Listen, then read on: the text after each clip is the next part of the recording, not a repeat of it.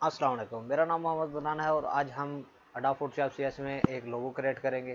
तो ये एक सिंपल सा भी हो सकता है, आपके लिए प्रोफेशनल भी हो सकता है।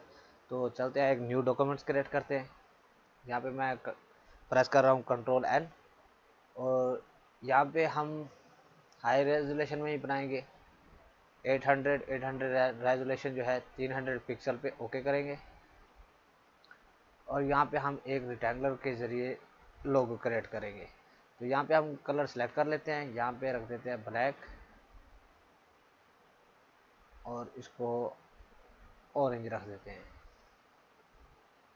तो यहाँ पे सबसे पहले हमने एक रेक्टेंगुलर क्रिएट करनी है। तो ये एक रेक्टेंगुलर हो चुकी है। तो अब हमने वी प्रेस करना है, कंट्रोल, ये जो मूव टूल है हमारे पास, इसका हमने एक डुप्लीकेट निकाल लेना है। तो शिफ्ट प्रेस कर लेना है। इससे ये होगा कि ये अप डाउन नहीं होगा, एक ही लाइन में सीधा आएगा। तो यहाँ पे कर लिया है। तो अब हमने इसमें कलर फिल कर लेना है, दूसरा ऑरेंज वाला। तो यहाँ पे ऑरेंज सेलेक्ट कर लेते हैं। ये हमारे पास दो कलर हो चुके हैं। तो अब हमने ये ब्लैक का एक और डुप्लीकेट निकालेंगे। आल्ट प्रेस करेंगे, डुप्लीकेट, और इसको कंट्रोल टी प्रेस करेंगे, राइट क्लिक करके और स्कीप पे क्लिक कर देंगे। स्कीप पे क्लिक करने के बाद यहाँ पे हमने इसको सेंटर तक लेके आना है और इसको एंड तक लेके जाना है। तो जूम करके देख लें कि ये बराबर भी है या नहीं, कोई मिस्टेक तो नहीं रही। तो हम इसको साथ जोड़ देते हैं। यहाँ पे हमने इसको जोड़ दिया है और यहाँ पे ठीक है। तो अब हमने क्या करना है, एक ऑरेंज कलर का डुप्लीकेट निकाल लेना है।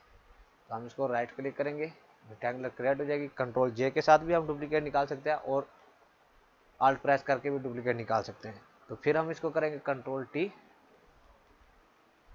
इसको भी स्किप करेंगे। स्किप करने के बाद हम इसको सेंटर में लेके जाएंगे और इसको हम एंड तक।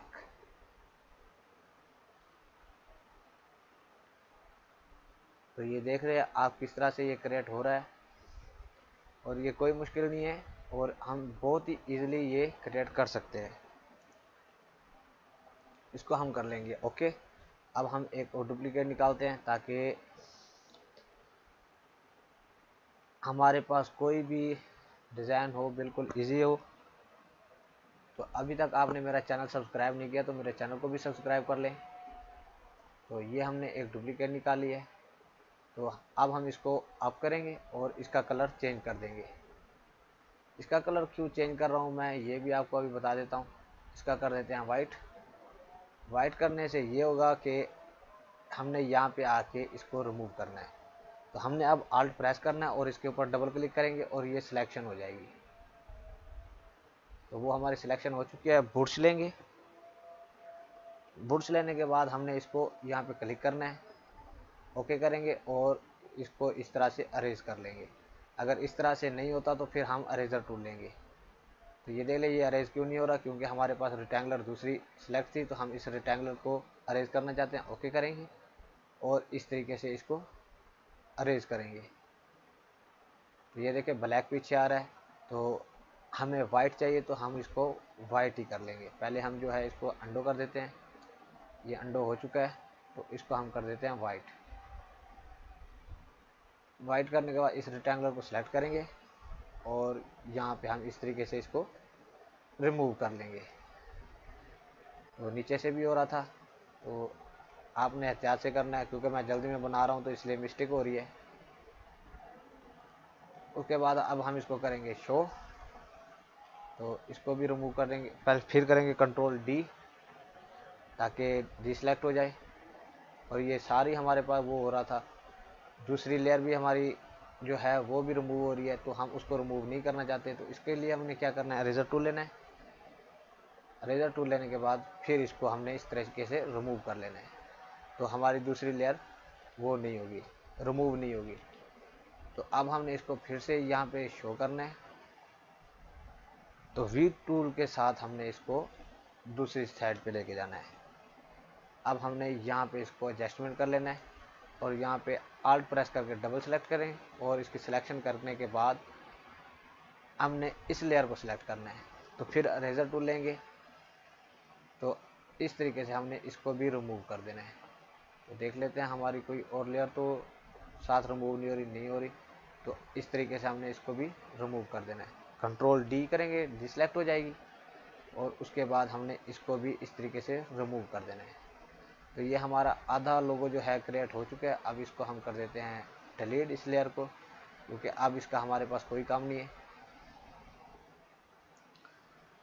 उसके बाद हम यहाँ पे नीचे कोई टेक्स्ट लिख देते हैं। यहाँ पे लिख देता हूँ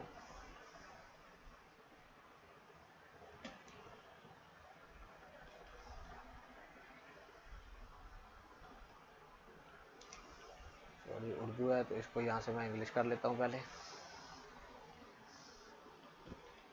राजू ऑनलाइन। इसका कलर जो है हम ब्लैक कर देते हैं। आप कोई भी कलर इसका ऐड कर सकते हैं, कोई टेंशन नहीं है।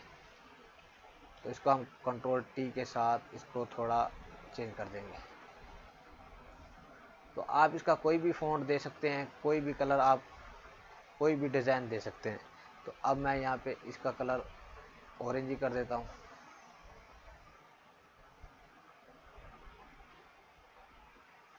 सॉरी, यहाँ पे आएंगे और इसको हमने ऑरेंज कर देना है।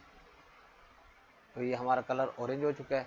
अब नीचे आप कोई भी इसका फ़ॉन्ट चेंज करना चाहें तो कुछ भी कर सकते हैं। यहाँ पे लिख देता हूँ फ्री हेल्प।